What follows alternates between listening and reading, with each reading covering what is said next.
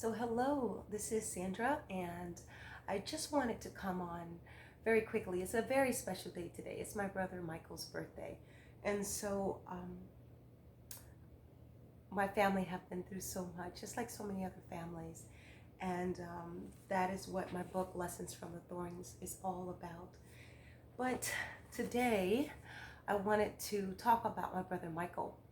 So I praise God that God has given him 54 years today. July 19th is his birthday. And I'm so grateful for the man that he has grown to be. He's a father, and he loves children, and he has a wonderful heart. And I'm just so proud to call him my brother, and I'm so grateful for him. And there's a part in my book that I wrote that I want to read to you today, and that part is called The Book at the Bus Stop. And this part, I'll catch you up.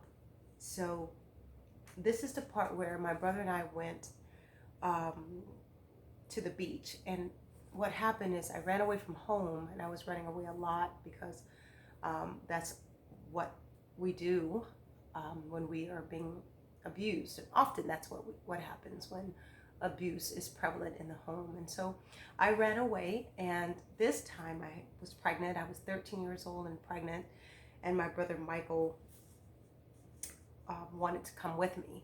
And so he didn't want to leave me alone on the beach. He didn't want me to run away and be alone this time. And so he came with me. And so I want to read this part of my book. It's called The Book at the Bus Stop. And this part I want to dedicate to my brother Michael on his 54th birthday. As a matter of fact, we just came from Cracker Barrel, where I treated him out to breakfast because that's what he wanted. That's what he likes.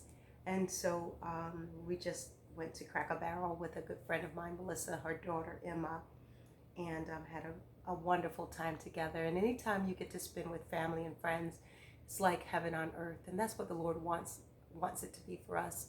He wants us to experience heaven on earth. And that's what love feels like when you're with the people that you love and admire and respect, which should really be everyone, because we are all one. But here we go. Lessons from the Thorns, page 233. God moves in mysterious ways, his wonders to perform. He plants his footsteps in the sea and rides upon the storms. William Cooper.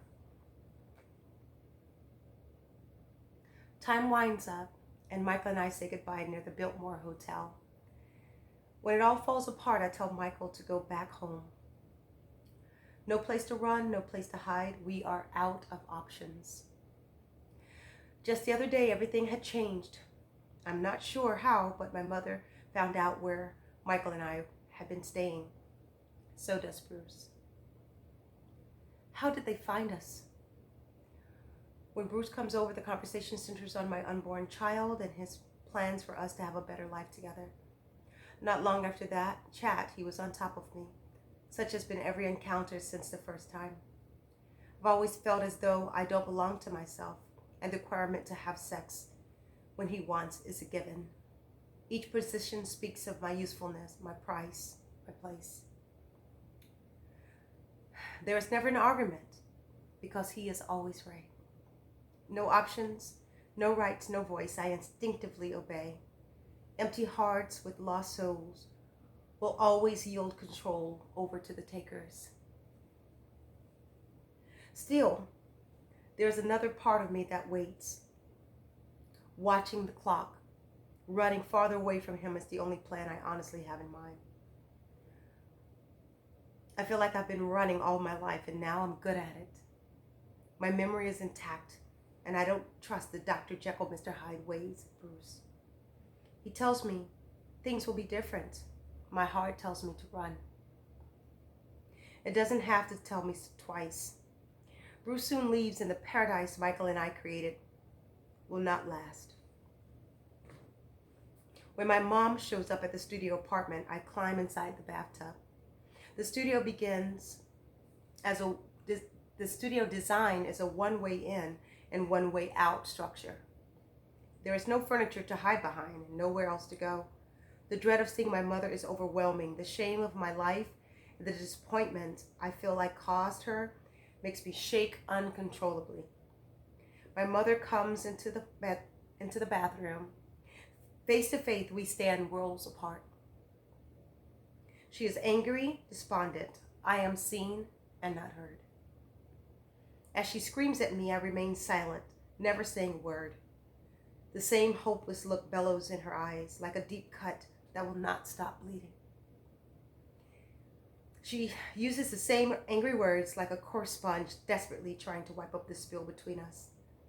Two separate cultures, no connection, no understanding.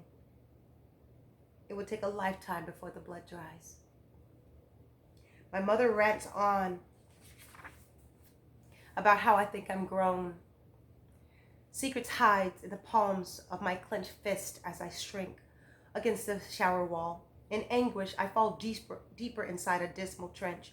A seen and not heard abyss, where no matter what I say, I will not be heard nor seen.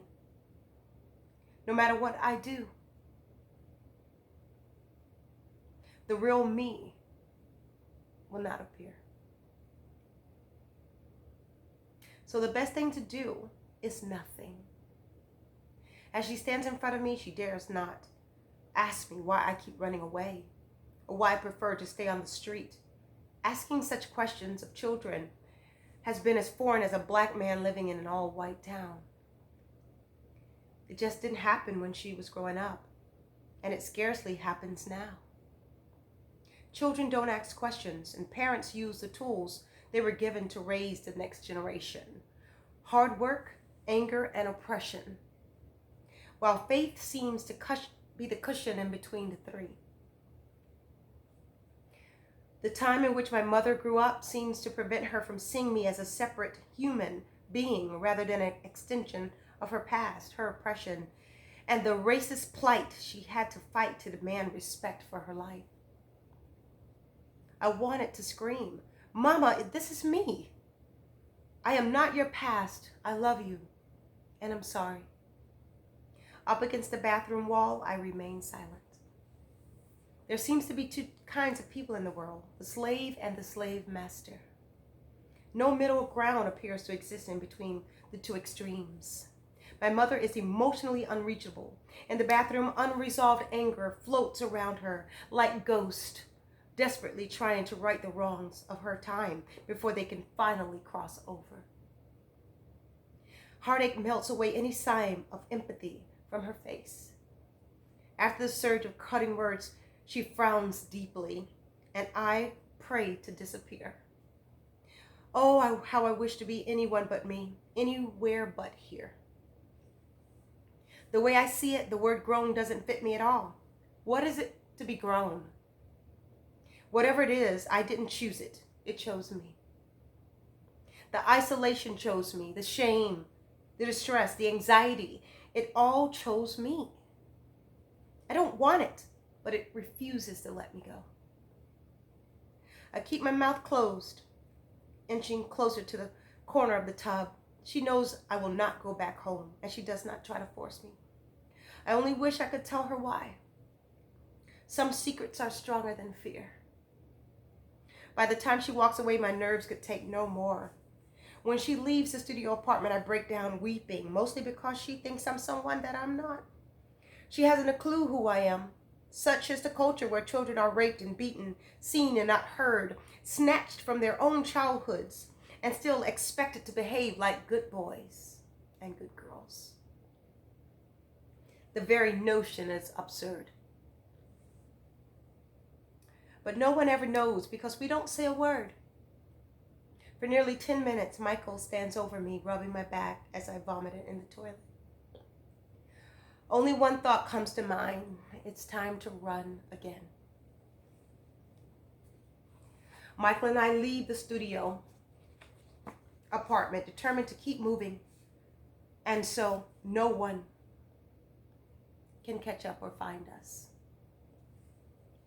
We stay for a short time with Miss Marianne at her home and then back to the beach again. This time we try to keep out of sight, but that's not easy. No matter where we go, we stick out like nighttime above solid snow in the dead of winter. A pregnant girl and a young boy wandering the beach is usually no big deal unless that boy and that girl happen to be black in an area in 1981, and that area happens to be densely populated, mostly by people who are white.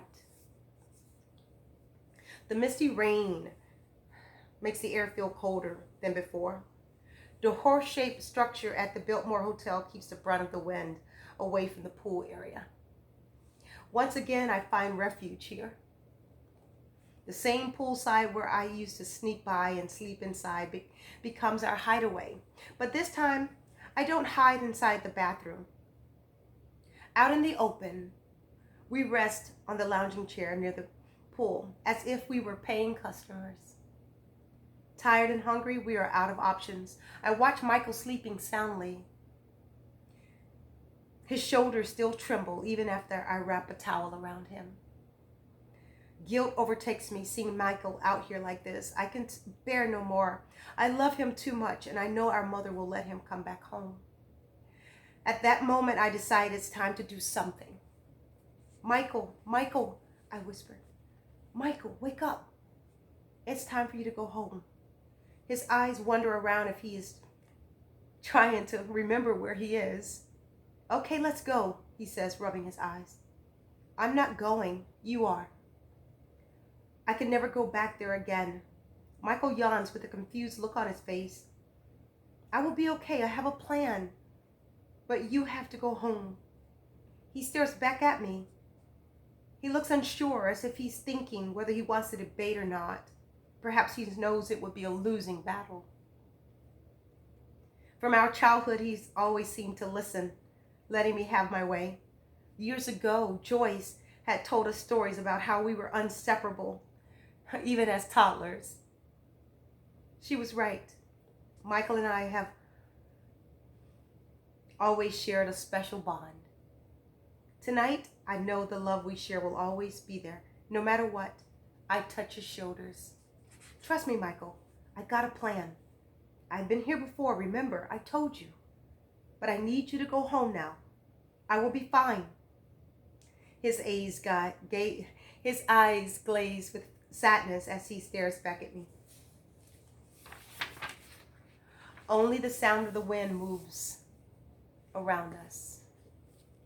I smile and nod, wanting him to get moving. He drops his head and says a quiet prayer. We embrace and kiss each other goodbye. Michael is 15. It will be the last night I see him for almost a year. The last time I stay at the poolside of the Biltmore Hotel. And the last time I tell him a straight-faced lie. I have no plan, no options, nowhere else to go. Desperate, I would say anything to get him to go back home where I know he will have food and a warm place to rest. Alone, I feel everything. An unexpected pressure comes across my lower back. The intense pressure reminds me of the mess I've made of my life. For a moment, I think back to Tampa when I spilled soda pop all over my clothes. I had made such a mess, but my mom just smiled and laughed. The world was a different place back then. There's a harsh awareness that I cannot escape nor fix. No one can. On my own, I think, what kind of mother can I possibly be? I have nothing to offer my baby. Nothing but secret thorns and this unpredictable wind that blows me to and fro towards Neverland. On the shifting sand of the beach, I walk. My footprints vanish with each oncoming wave, as if they were never there at all, only a dream. The sound of the sea no longer comforts me. I can only think of my unborn child. Something inside me shifts, and I'm too tired to pretend anymore. Alone again, I am free to be myself. I sit on the sand, disconnecting from the pretense. BJ moves on somewhere in the wind until I can feel every emotion. I let go, allowing the tears